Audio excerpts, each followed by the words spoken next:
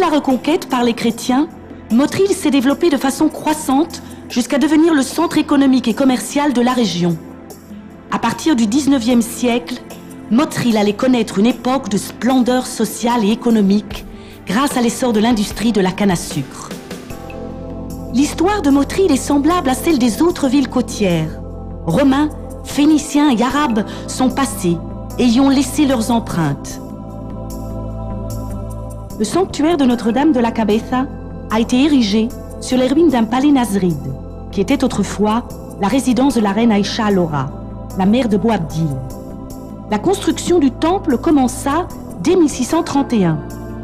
Le somptueux autel, œuvre du sculpteur Manuel González Ligero de Motril, reprend les valeurs de la tradition locale relative à la légende et au culte de la Vierge de la Cabeza, patronne de la ville. L'église Victoria date de 1604. Il convient de faire remarquer sa façade originale en pierre grise de style maniériste, réalisée en 1610.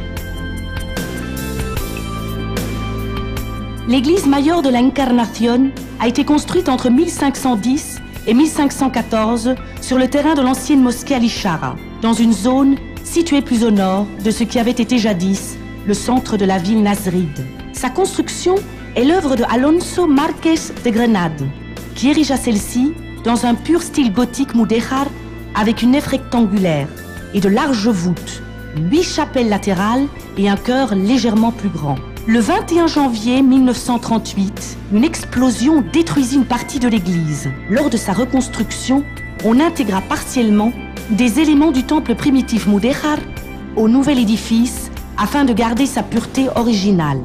La maison de la Condesa de Torre Isabel, construction seigneuriale de style andalou, datant de la seconde moitié du XIXe siècle, a été restaurée et transformée en un musée. Le théâtre Calderón de la Barca, édifié en 1880, de style italien, avec de très belles décorations néoclassiques, fut soigneusement restauré et conserve son apparence initiale. La mairie actuelle date de 1631.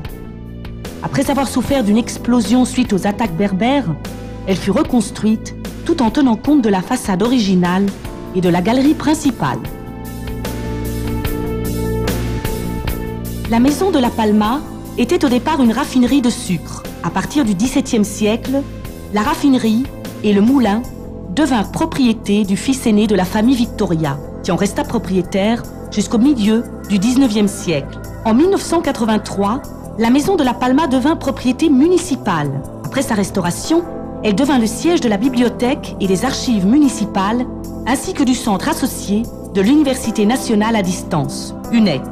Derrière la maison de la Palma se trouve le musée pré-industriel de la canne à sucre. Il est possible de revivre les processus de fabrication et de commercialisation utilisés entre le XIIIe siècle et le XVIIIe siècle par l'intermédiaire de reproductions de moulins et presses à échelle originale, de même que des chambres de coction et de refroidissement des pains de sucre. Ce musée est unique en son genre en Europe.